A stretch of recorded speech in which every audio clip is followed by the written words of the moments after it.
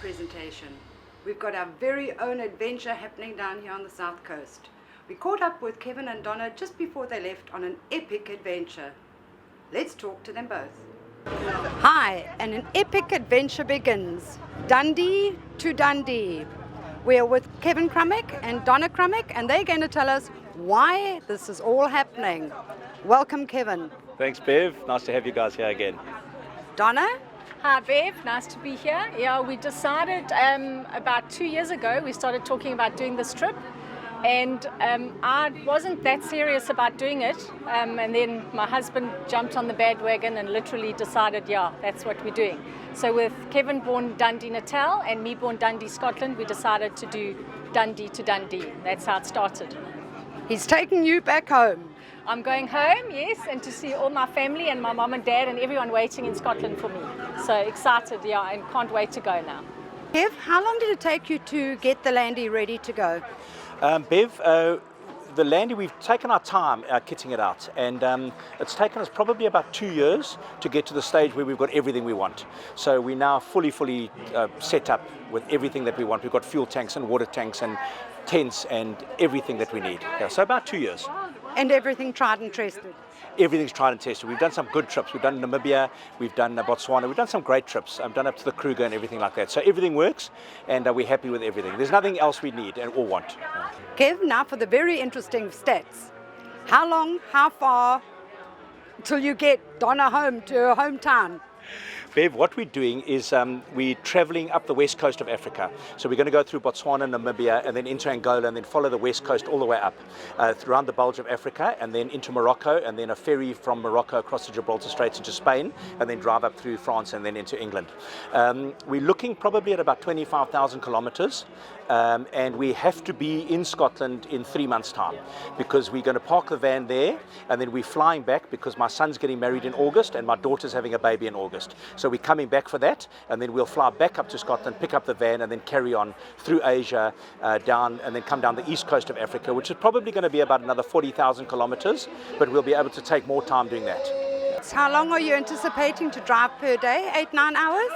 Yeah, we're going to drive all day, every day. If we see somewhere nice and we need to stop over and maybe do some maintenance on the landy, we'll do that. But generally, we have to budget ourselves. We're going to target for 250 kilometers per day. Now, that doesn't sound like a lot, but through Africa, that can be quite testing at sometimes. There are places in the Congo on the roads, that you're lucky if you do 15 or 20 kilometers in a day, over 8 hours of traveling. So, yeah, it's going to be testing, but it's going to be fun. It's going to be pretty tough. I know you've got extra water tanks and things like that, but you're going to have a problem with food supplies, getting them over borders, etc. Yeah, obviously we can't carry meat into certain countries and certain foodstuffs, but generally we'll just get as we go. There's fresh fruits and vegetables along the way within every African country. In the North African countries, because of the French colonization, they still do baguettes, lovely fresh baguettes that you buy on the side of the road. They bake them. And tin food, and then obviously where we can get fresh meat, we will. We'll take it across. We do have a few special little compartments where we can sneak a few steaks in, so we don't want to tin meat. Don't want to tell the border officials too much about that. But yeah, so we'll carry some nice rump steaks with us for the beginning. We've got a good fridge, a good freezer with Snowmaster. Snowmaster is fantastic. Their fridge is fantastic. It's got a separate freezer and a fridge which runs off our auxiliary battery. So we're happy with our fridge, the Snowmaster fridge. Yeah. Right, in terms of the report back, you guys are planning to post onto Facebook, etc. on a daily basis. Where are you going to be putting it? Yeah, we have a page on Facebook called Dundee to Dundee. As Donna said, from Dundee, South Africa to Dundee, Scotland. That's the trip, Dundee to Dundee. So our page is Dundee to Dundee. So follow us on Instagram or on Facebook, and whenever we can, we'll update. So we'll be taking photographs and pictures and that all along the way, and keeping a diary. And what we'll do is we'll keep updated as much as possible on Facebook. So follow us on the Dundee to Dundee, and hopefully whenever we get Wi-Fi or time, we'll post it on there. All right, so were you expecting a much leaner, slimmer Kevin back for the wedding in terms of your food consumption? What are you saying, babe? What do you mean leaner? I can't get much leaner than this, can I? I know my bones have grown and my bones are rather big, but generally speaking, yeah, no, I'll probably be a lot thinner when I get back. And really looking forward to a good hearty steak when you get back here. Absolutely, absolutely. Right, there's going to be a few occasions where you're going to need to have money to buy things along the way. How are you guys feeling about taking money up through Africa? And where are you getting the money from to do this huge trip?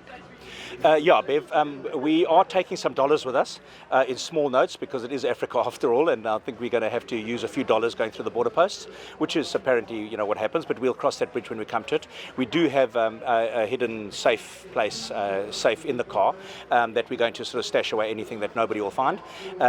Other than that, when you get to the countries and the cities, if we need local currency, we'll draw it, or we'll just change the dollars, with the people, and see what we can do there, and just find our way through that. Financing of the trip is it's been Donna and ours. We've got some money set aside, so we're funding it. It will be expensive. I think fuel will be the most expensive. We're going to hopefully sleep in the tent most of the time. Border crossings and fuel, I think that's going to be our biggest expense. But now you're not only doing this for your own benefit, you are raising awareness, raising funds for another project as well? Yes. We wanted to do some good for something, and Donna and I both hold children's charities very close to our heart, and whenever we can help the children of Africa, we will, and we do.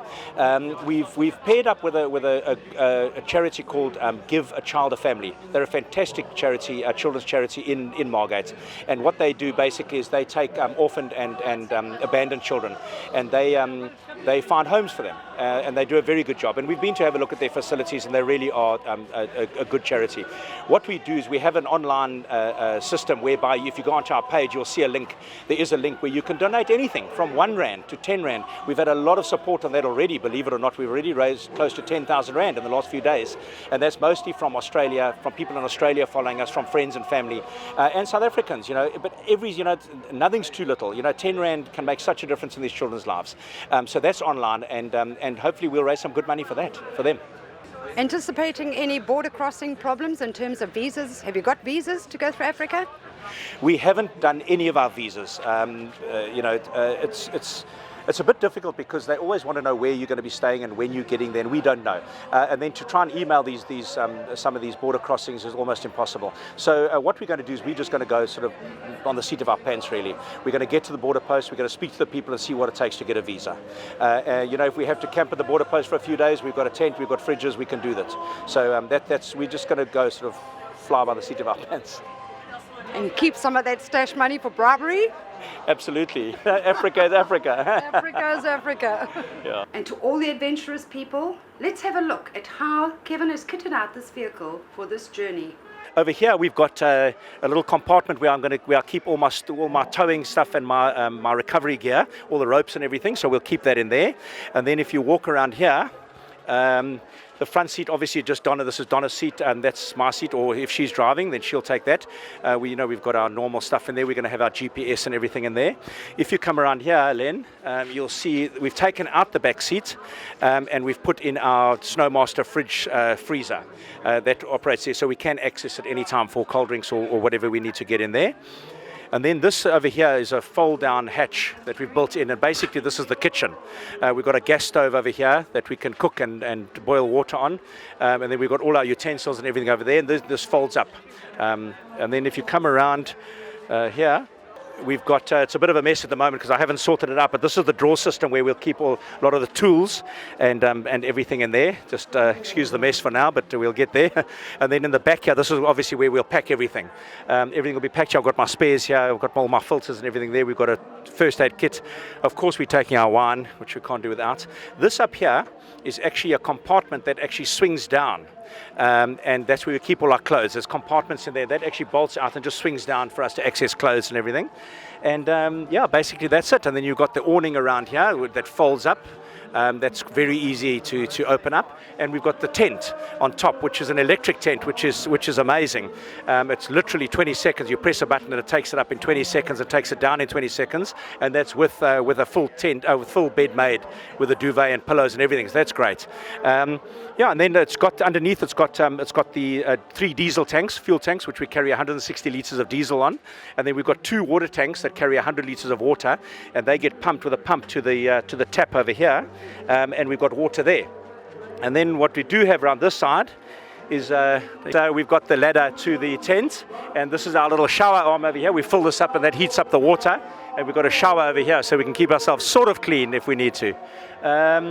And these are the tracks. This is also another storage system. And these are the max tracks. If we get stuck in sand or mud, we can put them under the tires, and hopefully that'll sort that out. Yeah. Yes, I'm a BFG, a BF Goodrich fan, and what I've gone with a BFG's mud terrains instead of the all-terrains, which obviously are a little bit more noisy on the tar and everything, and obviously in rain on the tar is a little bit dodgy, you know, if you need braking. But off-road, they're the ultimate tires as far as I'm concerned. So those are the BFG mud terrains, which are great shoes.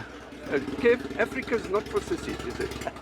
Len, Africa is not for sissies, but you know what? We South African, we're adventurers. We're not scared of Africa. Africa's a great place. I think we live on a great continent, and yeah, it's wild and it's woolly, but it's awesome. Awesome continent to travel, especially in the best vehicle that a man could ask for. The Land Rover Defender, by the way.